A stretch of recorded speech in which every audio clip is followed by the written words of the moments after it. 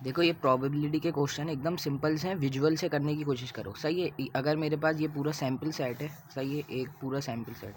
जिसके अंदर गाड़ी के अंदर डिफेक्ट्स हैं, सही है, ये ब्रेक का डिफेक्ट्स है, सही है, ये है फ्यूल टैंक का डिफेक्ट, टी का मुझे ट्रांसमिशन डिफेक्ट, सही है, और ये फ्यूल का, और ये अदर डिफेक्ट है, सही है,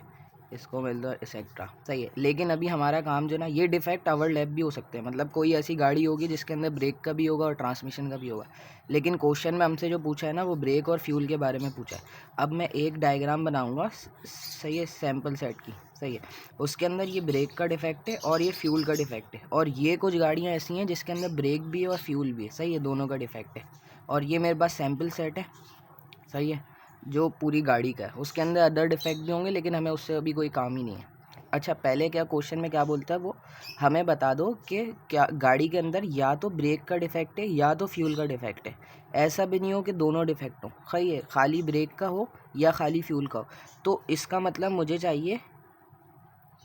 इस तरह की डायग्राम चाहिए, सही है, या तो उसके अंदर ब्रेक के डिफेक्ट आ रहे हो या तो फ्यूल के डिफेक्ट आ रहे हो, और इसमें से मैंने जो ये पोर्शन एक्सक्लूड करा है, सही है, इसका मतलब क्या था, इसका मतलब था कि इसके अंदर ब्रेक के भी डिफेक्ट हैं और प्लस फ्यूल के भी डिफेक्ट हैं, सही है। तो मैंने क्या करा, ये वही फार्मूला है जो मेंशन करा है क्लास के अंदर, सही है, ये वाला, सही है। इसके अंदर क्या होता है, ए यूनियन बी चाहिए होता है हमें, ये पूरी एक्सक्लूडेड पिक्चर जो मैंने आपको बोला कि इसका मतलब ए यूनियन बी चाहिए, जिसके अंदर इंटरसेक्शन वाला पार्ट इंक्लूड नहीं होगा। इंटरसेक्शन मतलब ओवरलैप सर्कल्स, जिसका मतलब ब्रेक का भी फॉल्ट था और ट्रांसमिशन का भी फॉल्ट था, ब्रेक का भी फॉल्ट था और फ्यूल का भी फॉल्ट था, सही है, ये एफ वाला। तो अभी क्वेश्चन में मुझसे बोल दिया ये प्रोबेबिलिटी ऑफ ब्रेक फॉल्ट, सही है, फिर प्रोबेबिलिटी ऑफ ब्रेक फॉल्ट आ गई, सही है, ये मैंने लिख दिया 0.25 जो क्वेश्चन में ये है। फिर प्रोबेबिलिटी ऑफ फ्यूल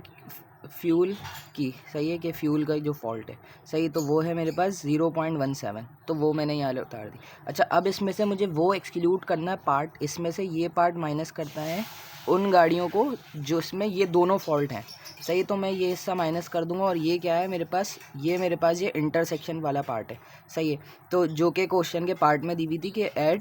जिसमें ब्रेक और फ्यूल दोनों का जो है फॉल्ट है उसकी प्रोबेबिलिटी 0.15 है, तो मैं इसमें से एक्सक्लूड कर दूंगा, मेरे पास ये वाली पिक्चर आ जाएगी, सही है, जिसके अंदर या तो ब्रेक का फॉल्ट है या तो फ्यूल का फॉल्ट है, सही है। अब नेक्स्ट क्वेश्चन में बोला है कि इन दोनों फॉल्ट के अलावा कुछ भी हो, सही है, मतलब ये पिक्चर हटा दो, इसके अलावा ये जो बैक पे एरिया है ना ये होना चाहिए,